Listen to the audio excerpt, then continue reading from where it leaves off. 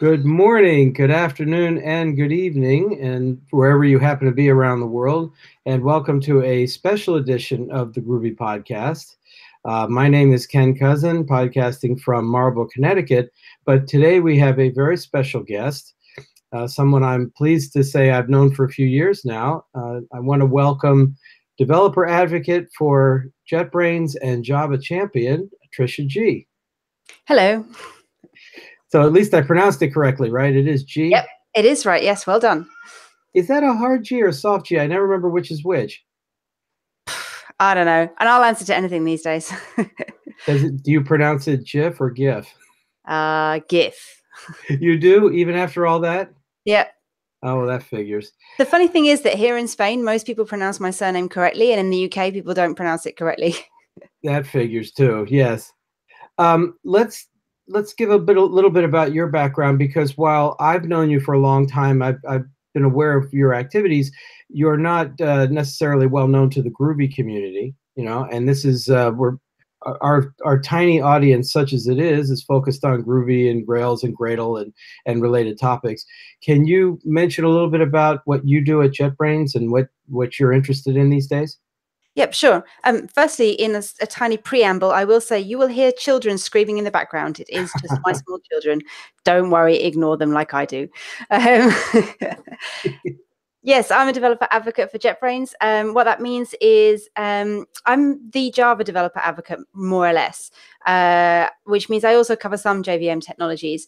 I largely do content for IntelliJ IDEA, which is why I do a lot of Java stuff, but also why I often end up straying a little bit into the Groovy and sometimes Kotlin areas.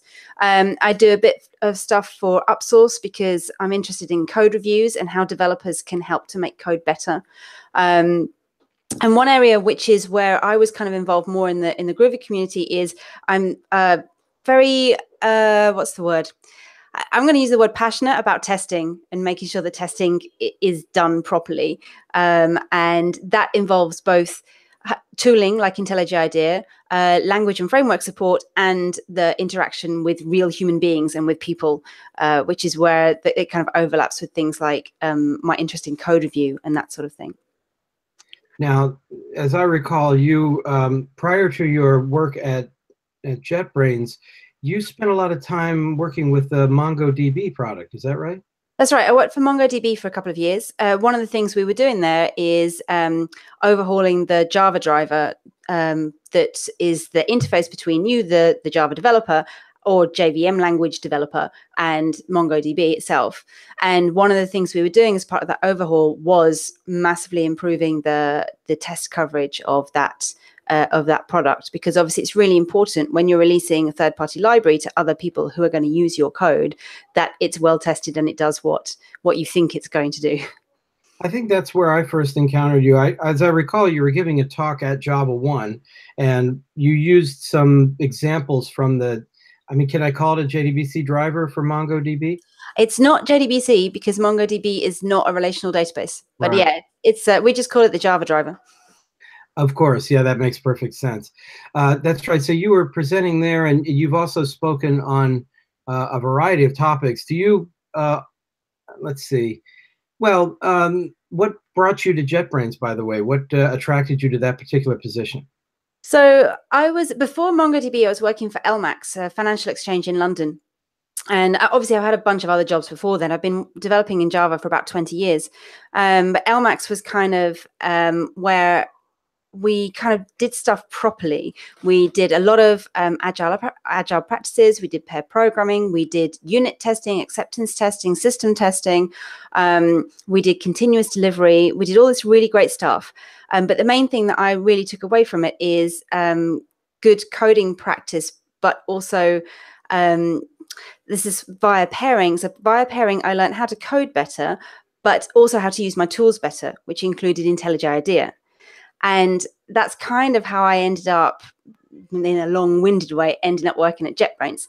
What I really liked about the pair programming thing, what I really liked about Agile, what I liked about the automated stuff, all of that stuff, and the way we worked at LMAX was it was technically good, but it was more about the collaboration, about the people, about sharing and about learning. And that's why we wrote good code, because we were good at communicating that stuff with each other, which meant I ended up moving more towards a sort of advocacy type role, which is kind of about communicating and teaching. And so that's how I ended up at MongoDB, because a Java advocate role opened up there. But I found that what was really most interesting to me, or the thing that, well, there's a few things. One, I'm really very firmly grounded in the JVM world, and getting sucked into the databases world was not really so much my thing. And two, because I was doing a lot of live demos of how to code, how to write tests, how to write Java code and Groovy code to talk to the the MongoDB database. I was doing a lot of live demos inside IntelliJ IDEA. And at the end of the day, JetBrains said to me, do you want to come and do that for us? And I was like, it does seem sensible, because that's kind of what I do. I do teaching developers how to use their tools better, and IntelliJ IDEA is my favorite one of those tools.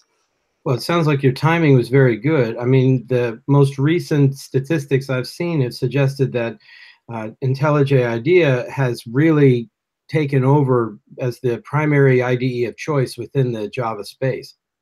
Yeah, definitely. When I first started doing conferences around about 2011, I'd say a lot of the conference talks were sort of 50-50 Eclipse, IntelliJ IDEA. I'd say the audience was probably majority Eclipse.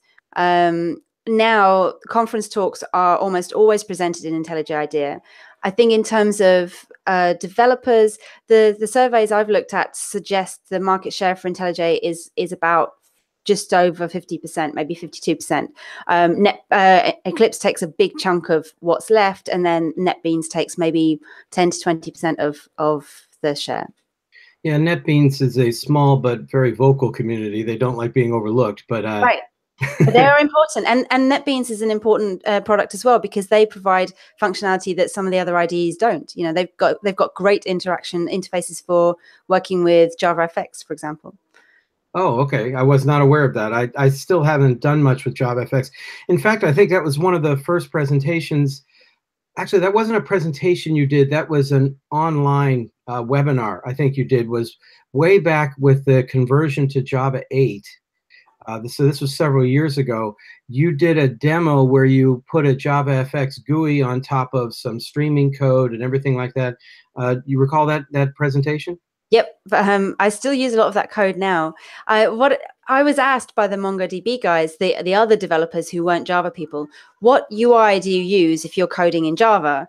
And of course, the answer is not Java. Right. You're going to do HTML and JavaScript or something like that. But JavaFX was fairly new, so I thought I'd try and see what a Java UI looked like. And JavaFX is pretty nice, actually. It's a nice, straightforward way to get working with a desktop app effectively. Well, in the Groovy community, when we want to do desktop related things, one of the big products that we have available, the open source product, is Griffin. I don't know if you're aware of that at all. Yeah, vaguely. And I know it supports JavaFX and GroovyFX as well. But again, that's Andre Salmire would be the expert there. He would discuss details on that stuff. I still, I'm afraid, have been using Swing Builder, to do everything there. Well, IntelliJ is built with Swing, a lot of it. So is it? I wondered about that. I don't know the stuff under the hood on that. I don't know lots of it, but I do know there's a bunch of Swing there. Now, in terms of the Groovy community, there are a couple of drivers that drive the Groovy community toward IntelliJ. The Groovy support has always been very, very good, but for a long time, the Groovy support in Eclipse was, I'll say fine. I don't want to say it was great. It was good enough, if you will. But after what I like to refer to as the pivotal divorce, after Pivotal decided to go a different way, then the Groovy and Grails tool suite product basically collapsed after that. And there was no Grails support in Eclipse anymore, and there still isn't. But IntelliJ still has excellent support for Grails, right? Right. We're still actively working on support for Grails, Groovy, and Gradle. So the Grails support, though, makes you unique. I mean, I don't know of any other IDE that has really good support for that. Now, of course, with Grails, you can treat the project as though it was a Gradle project. And IntelliJ not only has good support for that, they have good support for that in the free version, right, in the community edition. Yeah, a lot of people like to get started with Grails because it's quite straightforward to get up and running with a full-blown application. And certainly, if you're coming from the sort of enterprise Java world, that's just not possible. So people like to play around with the Grail stuff, and for us, having that in the free version is really important. So we can get people who are just kind of trying things out and prototyping, and get that so that their experience is nice and straightforward straight away. As I recall, I think it's probably last year, you probably have to correct me on the timing, you hosted a webinar at JetBrains for one of the Gradle people to discuss the modularization capabilities. Is that what it was? Yeah, that's right. The composite builds. Yeah. Right, composite builds, which I still don't really use a lot, but that's just anecdotal evidence. That's just my own experience. I haven't had that many opportunities. For those people who don't recall, Gradle has always had multi-project build support. It's always been excellent for that. But if you wanted to use a project that was not part of the same file system hierarchy, if you wanted to rely on a third project that you wanted to have rebuilt if necessary and added as a jar file to the class path, that's where the composite build part was.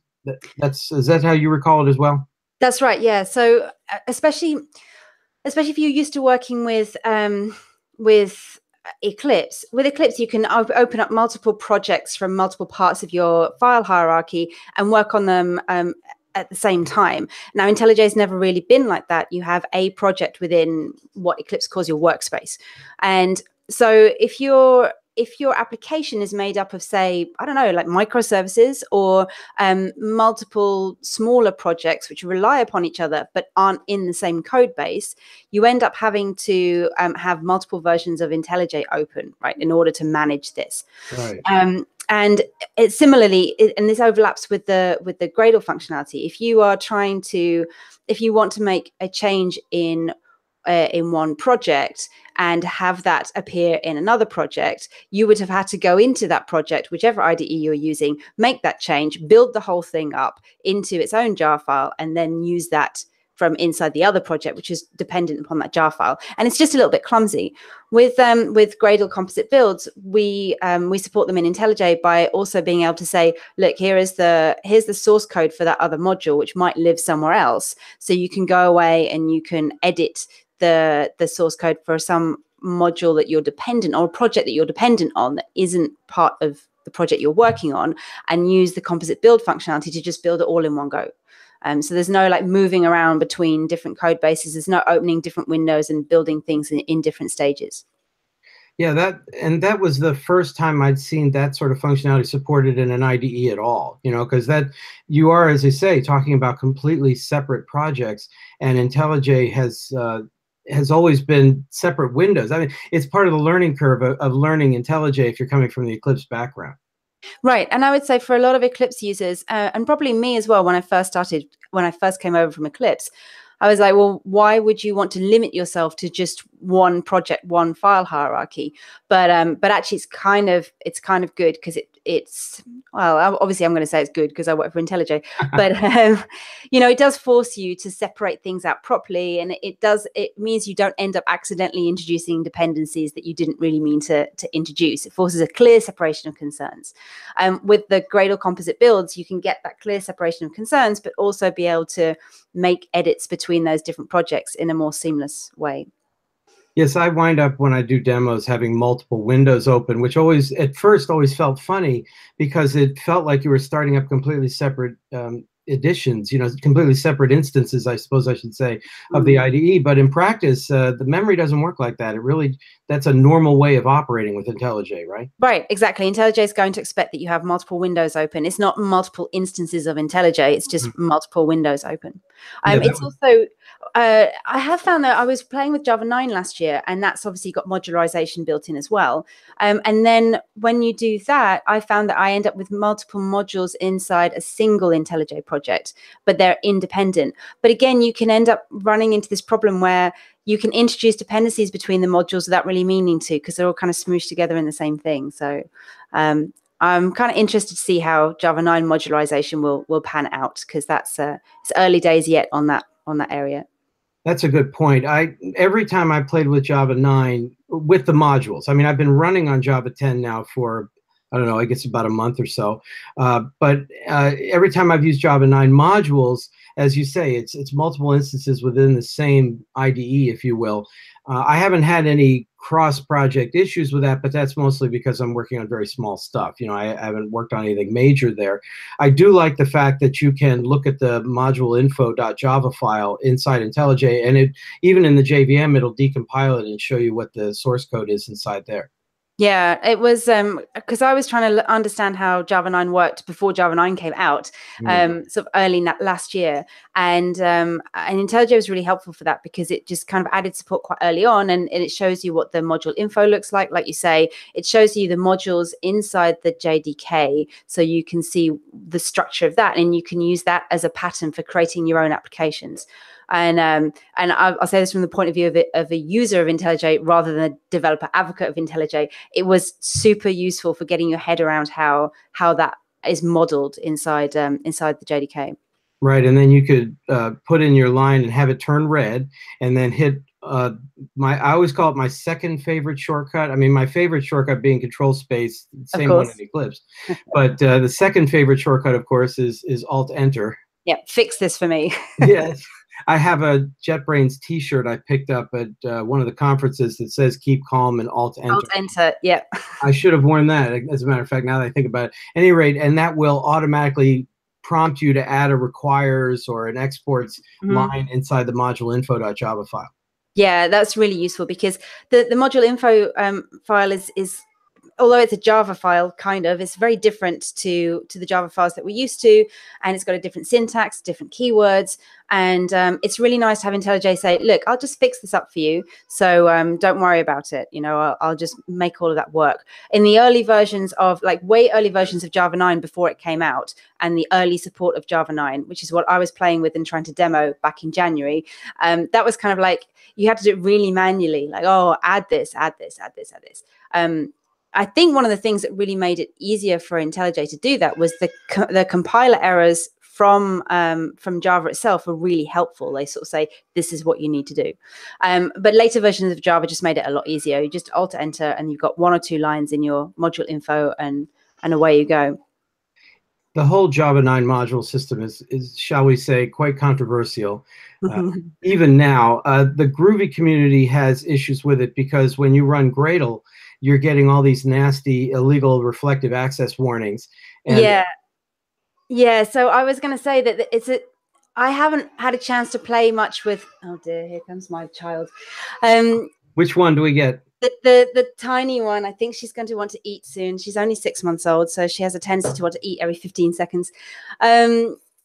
Yes, so last year I didn't get much of a chance to play much with Gradle or Groovy, because I was working with early versions of Java 9, and they just didn't play nicely together for the longest time. And even now I'm using the latest version of Gradle and Java 10, and as you say, you get these warnings and you're like, I'm not sure how comfortable I am with this. You know, what does this mean?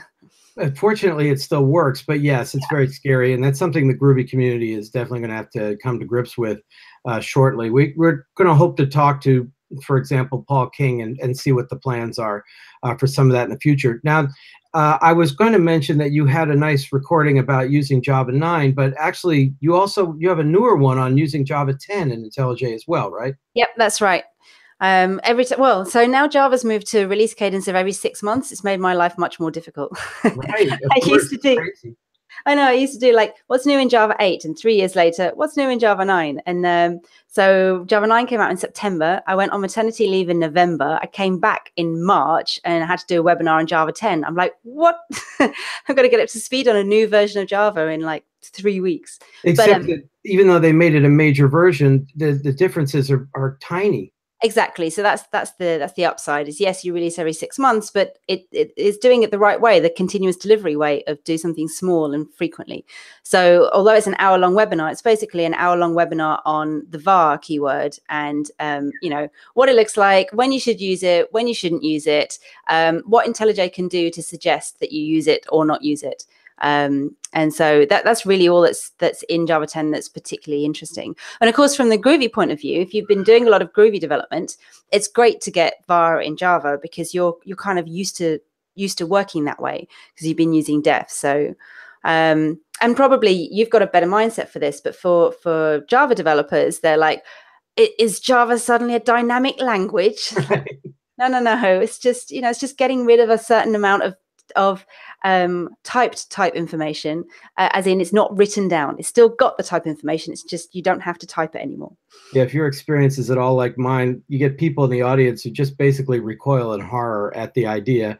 It's like, but you're getting rid of boilerplate. Yeah, but there's so many chances to get that wrong, and yeah. So we'll have to see how that plays out. Yeah, and it poses problems for pros. It gives us questions for IntelliJ IDEA. For some things like with Java 8 and lambdas, you can pretty much always suggest, look, this is an anonymous inner class. It could be a lambda. And you just put a yellow squiggly there and just say, you're probably going to want to do this. With var, we have to put it as a hidden warning. So you can Alt-Enter on it and it can suggest that you turn it to var. But we can't put yellow squigglies on it because it'll put it everywhere.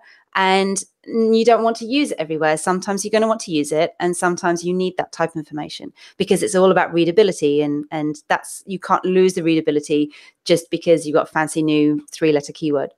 Yeah, I honestly don't envy you that challenge. I mean, as you say, it's not obvious, and it's of course not even a keyword. It's just a special variable name. And in fact, I did something deliberately. I put together a test case for Java 10, and I had to put in a test says, please don't do this. And I just went var equals new var, Oh, no. Just to demonstrate you could do it, because it's not, as they say, a keyword. But it'll be interesting to see what the adoption level is, if at all. I point everybody to Stuart Marks. Right. It's not I guess he called it a style guide on that. It's an excellent style guide, actually, because it is kind of like, why don't you just use your brain, think about what's happening here? And it's got some not hard and fast rules, but some very strong guidelines which can help you think about it. I think a lot of Java developers who've been doing it for a long time will probably say, I don't need this. I don't need to remove the boilerplate. It's not important. Right. But I think that as the world becomes more and more polyglot, I think developers from other languages are going to be like, why do I need to type array list on both sides of the equal sign? It's just not important to me. My own experience has been that the place that jumps out at me as a place to use it is inside the for loop, because you get that giant type, especially if it's got generics involved. Right. And you already know what you're iterating over. So using the variable name with a var tends to be pretty simple. Yeah, I think that's true. And also for any sort of throwaway variables, temporary stuff, I did find it really useful in tests, because in tests you do a lot of setup. Even if it's a nice small test, you might have 6 or 7 lines of setup with some mocks and with some variables you're going to inject into here and there, and you don't really care often, especially if it's a mocked type. You're like, I don't really care what this type is. I'm just going to put it in there and just let it go. And so for testing, I found it really helpful. Now, of course, just to be clear to those people who are not aware of it, it's still statically typed. I mean, we're not changing the nature of Java. In Groovy, we have def, but def allows you to invoke methods on variables that potentially don't even exist, because the type is actually assigned at runtime. So you get what the Ruby people call duck typing, right. The CK one. Right. Of course, we don't have that in Java, and they're not interested in that. It's simply a way to reduce boilerplate. And as with many things in the past year or two, they've adopted some controversial notions inside this stuff. Yeah, it's basically the diamond operator, but on the other side of the equals sign. If you use it with the diamond operator, you end up in trouble because you end up with objects. The other problem I found with it, of course, it's not a problem, but the other thing I have to be aware of, I have to tell people, is that you're not assigning to an interface type anymore. If you say new array list of string on the right-hand side and you use var, you get an array list, not a list. Yes, and I find that really interesting, because it does raise the question of, especially in the testing community, people have been sort of saying, well, should we be using interfaces or not? Because, you can mock against interfaces, but everyone's like, why do you need to put an interface in there just so that you can mock against it? It seems kind of dumb. Why, if you're only going to have one implementation, why do you need an interface? And now with the introduction of var, that just raises that question again, like what's the point of some of these interfaces? And yet, on the other hand, interfaces are becoming super powered in Java, because obviously you're going to use the single abstract type for lambda expressions. You've got default methods. You've got static methods on interfaces. You now have private methods on interfaces. Basically, interfaces can now have everything except fields, pretty much. Right, which really blurs the distinction between interfaces and abstract classes, but that's a whole different discussion. It's just, now you're taking something that was, I'd even say stable is not a strong enough word. Maybe stagnant might have been a good word, the Java language for many, many years. And it was turning into what people referred to as the COBOL of the 21st century. And now it's moving again. And we keep introducing all these changes. And now there'll be changes on a 6-month basis. And it's probably quite a challenge for you all to keep up. Yeah, it's definitely interesting. Yes, especially from a presentation talks point of view, because I don't really want to be doing 2 talks a year, one on Java 10 and one on Java 11. It's just right. It's just a lot of getting up to speed on this sort of thing.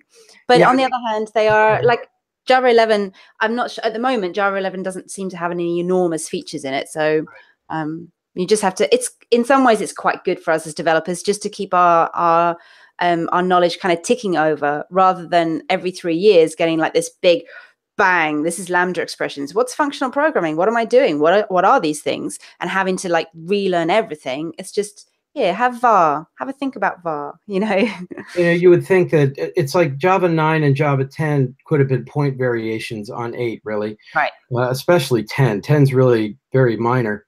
And they are, because Oracle's only offering the long-term support on 8 and 11. Right. So 9 and 10 are not really real versions of Java, which a lot of people aren't really aware of. Yeah, oh yeah, I see that every time.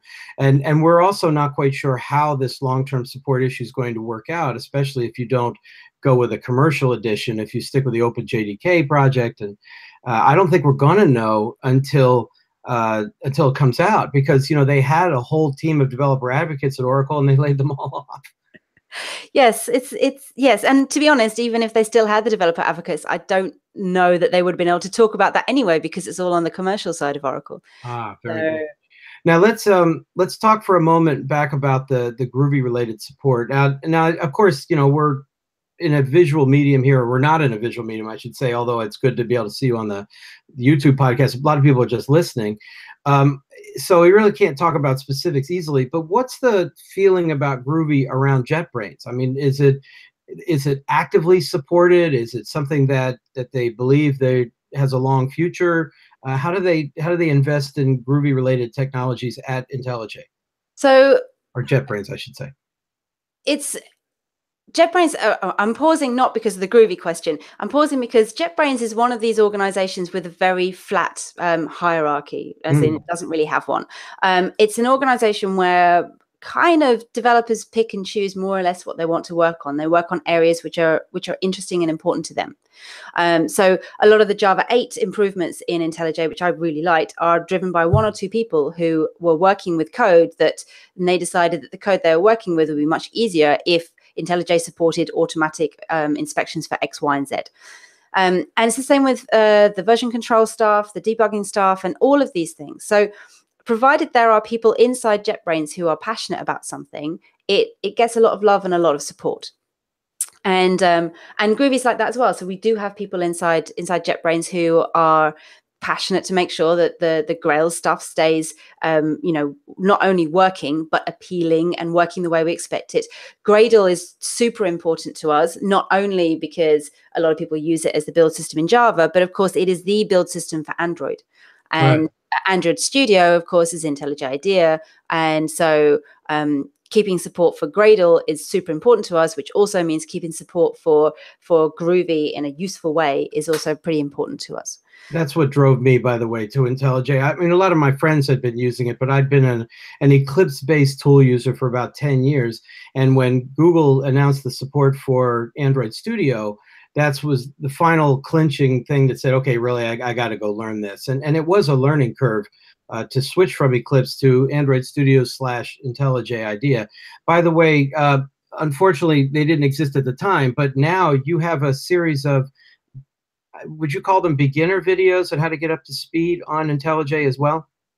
Yes, and I'm actively working on them along with all the other millions of right. things that I do.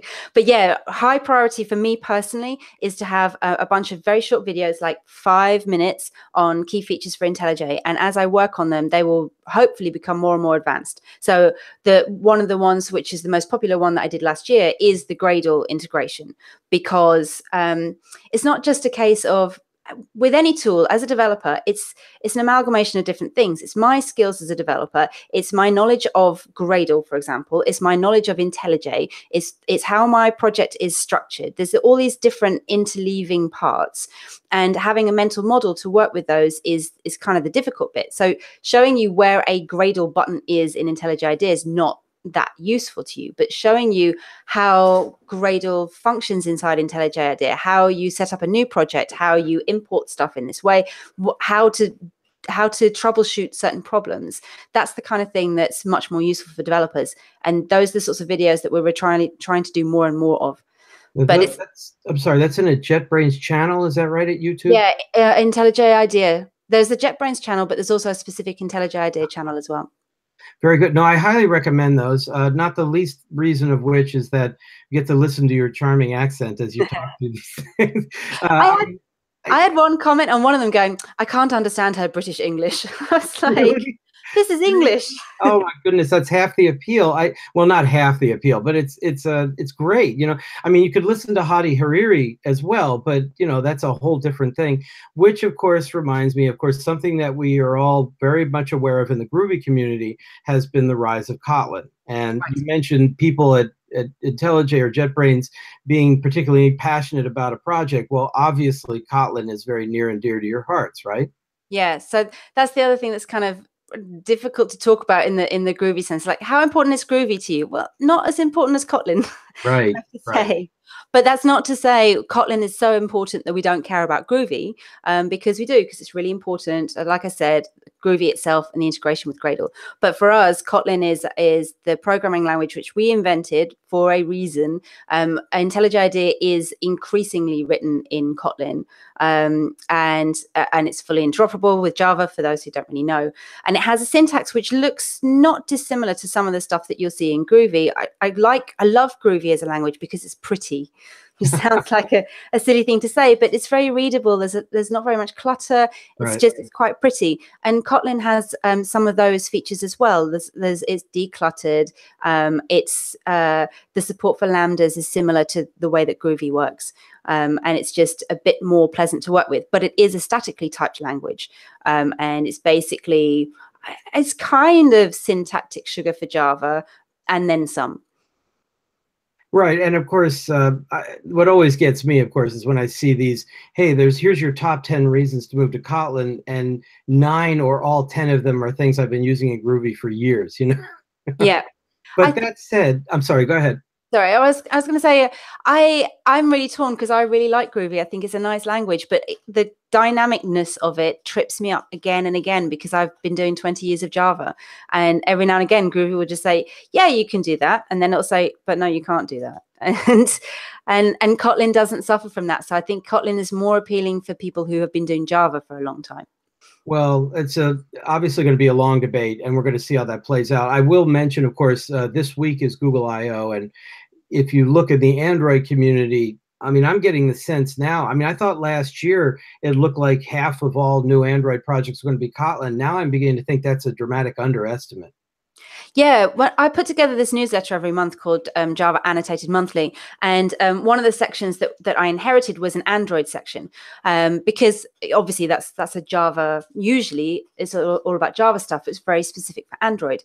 Increasingly over time, this became the Kotlin section of Annotated Monthly, because a lot of the best practices, a lot of the oh my god, my code is just so much cleaner, was all around Kotlin, and I actually got rid of that section from Java Annotated because I'm like, I feel a bit like I'm just pushing our programming language, because all the stuff I read about from Android these days is all Kotlin. Absolutely. But that gives us a good segue, because as you mentioned, with the exception of the time that you were on maternity leave, right? You put together the Java Annotated Monthly, which is a combination of newsletter kind of blog posts at IntelliJ or JetBrains. That's right, yeah. And I got to mention now, all right, when we were initially going to talk, I deliberately tried to avoid the idea of saying, oh, let's talk to a woman about IT, women in IT issues, because every woman I know in IT is thoroughly sick of being asked about women in IT issues. They'd much rather talk about IT, which is what they were interested in the first place. And I would have avoided all that, except for the fact that in your most recent edition of the Java Annotated Monthly, as well as your own personal blog, you put together a very good set of links and piece of information on how to increase diversity within conferences. Do you want to say anything about that? I'm going to try and keep it short. You're right. It's funny because most women in IT don't really want to talk about being a woman in IT, but often if you get someone like me started, you can't stop me because it's an experience we live daily. Right. And we try and avoid it, but that's the way it is. So I wrote, well, what's the context? A couple of weeks back, 3 Java conferences were sort of named and shamed on Twitter for only having one woman conference speaker. Right. And I felt bad for all 3 of them. They all had, I don't know, maybe 20, 30 speakers, maybe a bit more. I'm not sure. It wasn't like hundreds of speakers, but it was, a good, you should really have had like at least 3 or 4 women speakers for the number of speakers they had.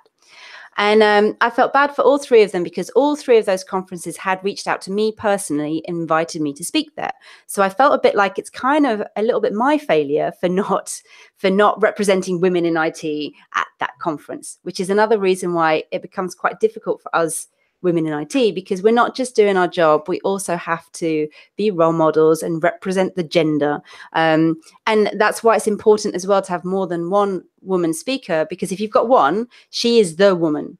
If you've got 6 or 7, you can see the diversity amongst the women and the diversity of their experiences. And that's good, because then you realize that not all women developers are the same. So anyway, I felt bad for these conferences, and they reached out to me to say, what can we do to improve the diversity of our conference? They're all very responsible conferences. They weren't trying to be sexist. They weren't trying to cause this problem. They had already reached out to women speakers to begin with, so they weren't blind to the problem to begin with. So I wrote this enormous blog post about what conferences can do to attract women speakers, because it's not a simple problem. If it were a simple problem to fix, we wouldn't be seeing it again and again. And then, of course, off the back of that, I got involved in lots of conversations on Twitter about all of this sort of thing.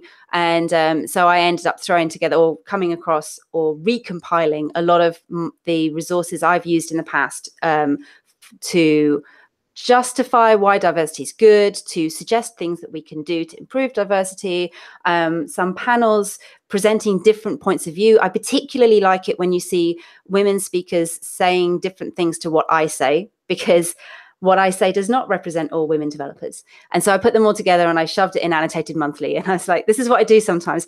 I try and keep it to sort of Java and frameworks and technology. But every now and again, I get a bee in my bonnet about something that developers should care about that isn't technology. So I was like, look, here, have diversity stuff. Go away, read it and think about it, because it's important. Well, I think that was a very useful service. I definitely appreciate that you put together both the blog post and the links, because now, if nothing else, I can always point people to that, so that's very useful. It's just the timing was interesting when all that came up. We in the Groovy community struggle with this a lot. I don't know why we have so few women in the community. I don't know what drove that, if it's coincidence, if there are actual structural problems involved. The Groovy community as a whole I find to be very friendly and welcoming, but I'm a middle-aged white male. Things could be problematic all around me and I'd never know, so I mean, we do have probably the most vocal voice in the Groovy community among women is Jen Strader, who I believe is running a Berlin Groovy users group as well, and she speaks at GreatConf and many of the other conferences. She also was part of the team that set up the Great Ladies group out in Minneapolis, which I don't think has survived her leaving, actually, unfortunately. I've met several women in the community, but they don't tend to be terribly vocal, and to be honest, I can't blame them. I mean, you don't want to often attract the sorts of trolls that are publicly, a woman with an opinion in public will get, Yeah. Have you had any problems with that, or anything you're willing to mention? Well, firstly, I want to talk about the Groovy community. So Please. I've spoken at a couple of Groovy conferences and I really liked them. I thought they were super friendly, really like it can be quite difficult to get talking to new people at a conference, even if you're a speaker who goes to new conferences all the time. I didn't find that problem with the Groovy ones. I found that they welcomed me into the community, even though I'm not really a Groovy person. You know, I've written some Spock tests. I like it, but I'm not really a Groovy person. I found the Groovy community really very friendly and helpful. Plus also because I think of the Groovy community's base as being quite broad because Groovy is a scripting language, so it appeals to certain types of people. It's used for the build tools like Gradle, so it appeals to a different set of people. Grails is a different community again. So you actually have quite a broad community with quite broad interests, and that's very good, and it's very appealing for people who come from underrepresented backgrounds. They might be working in a slightly different niche, like testing or like front-end development, for example. So I don't think there's a problem with it from my experience, and that is a very limited experience. I haven't seen a problem with the Groovy community in particular. It probably is a sample size thing. You're just not that big a community, and you are big, but you're not, given how few women there are in technology overall, you just don't have the numbers. If the Java community, which is probably the largest developer community in terms of numbers of people using the language, if a Java conference can only get one woman developer at a major international conference to speak, then what hope does a smaller language have, really? I'm glad to hear that, and I'm disappointed to hear that. I mean, I'm glad that there's nothing in your experience that's a barrier, and that, again, it's consistent with my experience, but I don't want to generalize from that. But I am disappointed because, as you say, the community is so small, and the number of women in IT in general is so small that it's a problem. However, speaking about your experience, you're headed to, what's the one you're going to London this week, right? DevOps UK, yeah. DevOps UK. What are you speaking about there? I'm doing 2 talks. I'm doing my, I can't remember what the title is, but it's basically What's So Bad About Boilerplate Code, which is my talk this year, which is, I stole all the content from Hadi because he did a talk about why Kotlin is amazing, right? And so he's got slides showing the horrible Java code and the beautiful Kotlin code. And I felt a bit defensive about Java. So I took the horrible Java code, I made it as beautiful as I could make it, including using newer features, the newest features I could find. And often brings it very close to what the Kotlin code looks like. So my talk is kind of like, look, you know, Kotlin's great. And if you have the opportunity to use Kotlin, for example, then you should go away and use it. But don't forget about Java because it's evolving very quickly. And especially with these new faster releases, see all these new things which have come in, which can help reduce the cognitive overhead of reading code, like Lambda expressions, like var, like the fact they're working on new switch expressions, all of these sorts of things. So Java, especially if you've been away from Java for a little while, is not the language it used to be. So that's that talk. It's a bit of a bipolar talk because it's supposed to be Kotlin's amazing, but I'm not a Kotlin developer, and Java's quite good, really. And the other talk I'm doing is I'm part of the Java Council closing keynote. So me and Simon Maple and Martijn Verburg will do our Java Council podcast thing where we just basically make jokes at each other's expenses in a nice way, and talk about community news and that sort of thing. Oh, excellent! That sounds like fun, actually. So I hope we look forward to that. Yeah, last time I did that at DevOps Belgium, we had wine and beer. Everyone else had beer. I had wine because, you know, I like wine, and I had my wine, and then I insulted Mark Reinhold in front of everybody about Java 9 and how terrible it was going to be. So I don't think I'll drink this time. Have you made the Java PMS joke or not? No. I still do. I know that even they have stopped calling it that. They call it modularization now or whatever. But I use that as a symptom of the fact that, I mean, that there couldn't possibly be any women on the team because somebody would have noticed this. Yeah. You know, I mean, it jumped right out at me, but that's, you know, that was luck, I suppose. But I just still can't believe that they went with this abbreviation for the platform module system without thinking, you know, or as I say, were some women on the team making an ironic statement. You know, I have no, no idea there. I don't know, but I think you're right. This is where a lot of these little things come in. Just to hijack your conversation, a lot of these little things come in because we don't have diversity of opinion in groups, and it's not just women, of course. It's people from other ethnic backgrounds. It's people from different languages. It's people with disabilities, and they come with their own different viewpoints, and they can say something like, "I don't think you should address everyone as guys because that implies men." You're like, oh, does it?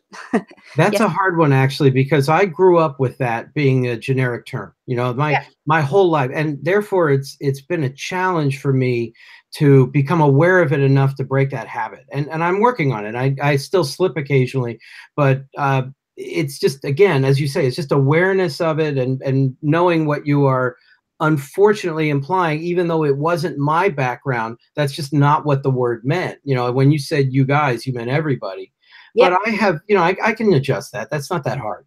But that's the thing. That's the interesting thing. Like some people, so I'm the same as you. I'm not personally offended by using the term guys. I've just heard it a lot. In fact, I've been noticing, I watch a lot of telly with my 2-year-old, and I've noticed that that cartoons with all women characters written by presumably women aimed at little girls still use the term guys to mean you guys, everyone. Right. So there is a cultural background of it does mean everyone. So I'm not totally bothered by it. But if someone says to me, don't use guys, people don't really like it, there are plenty of people who don't feel included by that term, then I will stop using it because it's not for me, it's for them. Well, and it's not exactly that difficult. I mean, it just doesn't feel like they're asking a lot. I mean, I think that much of an accommodation, I can make that. It's just, again, it's a habit. That's the hard part with that. Now you are you're from the UK, right? Where are you from, actually? Oh, that's a complicated question. Well, my family's from Manchester, but I grew up down south, so I'm kind of more or less from London-ish. Your accent, now again, I don't really know English accents that well, but it's much more of a London accent. Is that right? It is, but because my family's from Manchester, I say last and past and bath, and I should say last and path and bath. And right. And so people think I'm Australian because I've got this weird smooshed up accent. I don't hear any Australian in that. We have, in the Groovy community, of course, we have several Australians. We have several Aussies out there, and you don't sound like any of them. But you're not based in London. You're based in Spain, right? Where are you exactly? In Seville, in the south of Spain. Do you say Seville and not Sevilla or whatever? Oh, if I'm talking to you, I'll say Seville. If I speak to someone who's Spanish, I'll say Sevilla. Okay. But I'll try not to sound stupid when I say things in Spanish. Now, of course, we have a major Groovy conference that is it's near Madrid, actually, the Greech conference. Yep, I've been there once. Yes, it was great. I loved it. Okay, great. So, I mean, that happened just a couple of months ago. The videos are becoming available online. So, and I think Graham Roche is based up in near Madrid, not where you are. I'm not sure, actually. I think now, of course, I say near Madrid. It could be 2 hours away, and what would I know? I have not yet been to Spain, unfortunately. I'd love to get there sometime, but you've been there a little while now, right? I've been here 5 years, which I don't like to admit because my Spanish is shocking. But I've been here 5 years now, yeah. Well, I can assure you your Spanish is a lot better than mine. I mean, if I say hola, I pretty much used it up. So don't tell Isra that it's that bad, He's very amusing, by the way, online. It's great to have him around as well. How are the little ones doing? Are they bilingual? Yes, they are actually. Evie, not Amy yet, of course, but Evie. No. Evie's 2.5 now, and she in the last few weeks, so she picks up words in both for a while. And bilingual children generally, I'm told they speak a bit later than children who only have one language to focus on, and that makes sense. So we didn't really expect her to start speaking that quickly. But what we found is that she uses the smallest words in whichever language. So she says car, not coche. And she says, what else? She says tree, not árbol. So she was speaking a lot of English because a lot of the English nouns, for some reason, are a lot shorter.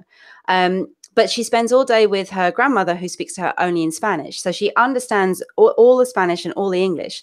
In the last couple of weeks, what's really interesting is that she started, if she says something and you don't understand what she says it in the other language. And fascinating. didn't even know that she knew it in both languages. So I was talking to my best friend Helen, who's from England, and Evie was giving me a pretend ice cream, but Evie always calls it helado. It's just one of those things she's always said in Spanish. And then she showed it to Helen and she said ice cream. And I'm like, I didn't even know that she knew it was ice cream in English. Well, that's adorable, and that should be quite the learning experience. My days of that, fortunately, are well behind me. I'm actually an empty nester now, which I think is great. I'm really looking forward to that. Oh yeah, right now. I mean, the thing is that they are a high maintenance but truly adorable age at this point. Yeah. At least that was my experience. So I hope it's a lot of fun. They are adorable. I love them both, but they do have a tendency to both scream at the same time. Oh, I'm sure they get each other going. Bringing it back to JetBrains, it's quite an international company, right? I mean, how many people are in JetBrains roughly? Do you know? I've been asked that 3 times this week. I can't remember, and I haven't looked it up. Well, is it on the order of 100? Is it on the order of 50? Oh. Is it on the order of 200? Or like, I'm going to say 500 to 1,000. It's much bigger than you think. I think the IntelliJ team alone, I think, is something like 300. I've probably got those numbers all wrong, but we're talking hundreds, really. Now, Kotlin, it always cracks me up. The Kotlin language is named after, do I have this correct? It's named after an island off the coast of St. Petersburg, right? That's right, yeah. Why did they pick that? I don't know. Our teams, they just pick names, whatever floats their boat. Well, so we have a new office there, right? Do they have an office in St. Petersburg? Yeah. Yes, we have an office in St. Petersburg. We've got offices in Munich, Prague, St. Petersburg. We've got one in some unpronounceable part of Russia, and we've got one in Boston. And I think I think we might have another office down in on the West Coast somewhere as well. But we've got a lot of developers in St. Petersburg and Munich. I knew we had one in Boston. That solved some of my time zone problems. I swear, time zones are going to be the end of me. But the co-authors of Kotlin in Action, I can't remember Jeremov's first name, but Dmitry. Pardon me? Dmitry, right? Jeremov and Svetlana Isakova. Am I pronouncing that correctly? Do you know? I don't know. She's on my team. You haven't met her then? I've met her, yeah, but we talk to each other all the time on Slack, all of our whole team. But you see everything written down because we're all remote, so you just see things written down, and you just call people by their first names all the time. Yeah, the Gradle team's like that too. Everybody's remote. They do have an office, and a lot of salespeople like to sit together and stuff like that. But in general, they're a global company. They have people in Germany and people in Australia and people in San Francisco and everywhere in between. So it sounds like JetBrains is very similar. I bring that up because I assume that you are still hiring, right? Yes, I suppose we are. We were looking for a web technologies developer advocate, so someone to do the sort of thing that I do, but for WebStorm. And that's kind of like someone who likes doing JavaScript, basically. Well, that narrows it down, doesn't it? Well, sorry, nothing personal. I never like doing JavaScript, so I'm not a fan of JavaScript. It's like it's not only not static like Java, it's just mental. It just doesn't seem to be consistent with itself. Right, and all kinds of weird problems with that. Although TypeScript apparently is a lot cleaner. Oh, I like TypeScript, actually. I've done some, because we share some of the responsibilities between some of the IDEs. We don't have enough advocates for all the IDEs, which is why we keep hiring. So I've done some screencasts on the web stuff in IntelliJ IDEA and in WebStorm. And whenever I have to do TypeScript, I'm like, oh, thank goodness, a bit of sanity in the JavaScript world. Very good. Well, I do want to say I very much appreciate your taking the time, especially when you've got the munchkins obviously needing your attention these days. So thank you very much for being willing to appear on the podcast. Anything coming up or anything either you related or JetBrains related you wanted to mention? Well, we've mentioned Devoxx UK. I'm going to be there this week. I'm going to be in Berlin in a month as well, which is fun, at a JavaScript conference, actually. So I think you should delete all the stuff I said about JavaScript. Yeah, good luck with that. But that's all right. Don't worry about it. We take the attitude on the Groovy podcast that nobody's listening anyway. So you can say pretty much anything you want. Are you going to go to, I suppose they call it now Oracle Code 1 now, the former Java 1 conference? Yes, I have submitted to that. I've submitted a bunch of stuff for that. I'm a bit disappointed because they quite often ask me in advance, presumably because to ensure that their women speakers are secured, because it's quite a busy conference season.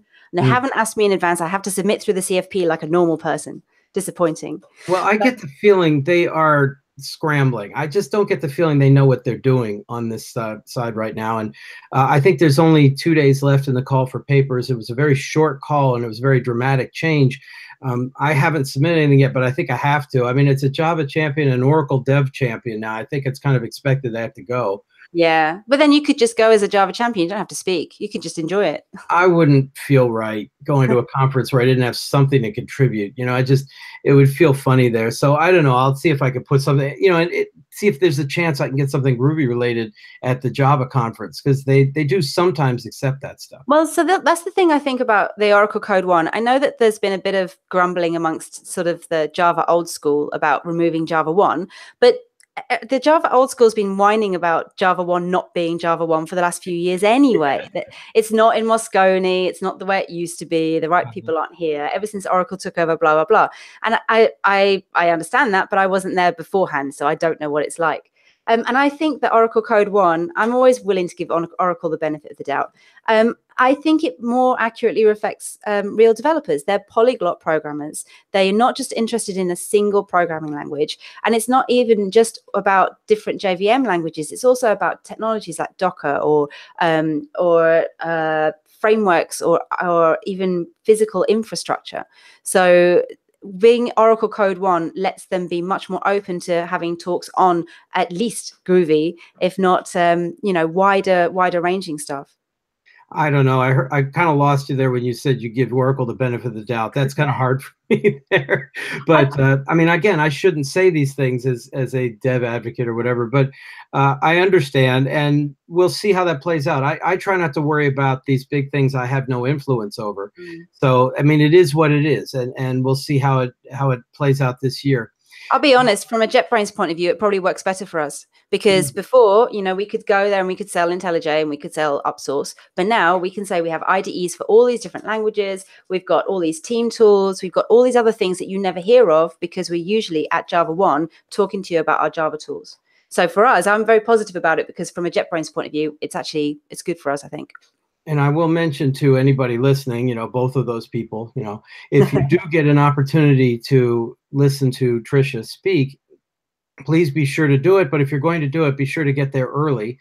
She tends to fill the room. It tends to be very crowded and very enthusiastic. And if you don't get a chance to hear her speak directly, then again, there are all these videos it's a growing population, as well as conference videos as well. If you ever get a chance to work on a book or something larger like that, of course, please let us know. We'll be sure to pass that on the conference. So just once again, I'll just say thank you very much for taking the time to talk to us. And I do wish you the best in all the stuff you're doing as well. Thank you very much. It was a pleasure to talk to you. Okay, take care. Yes.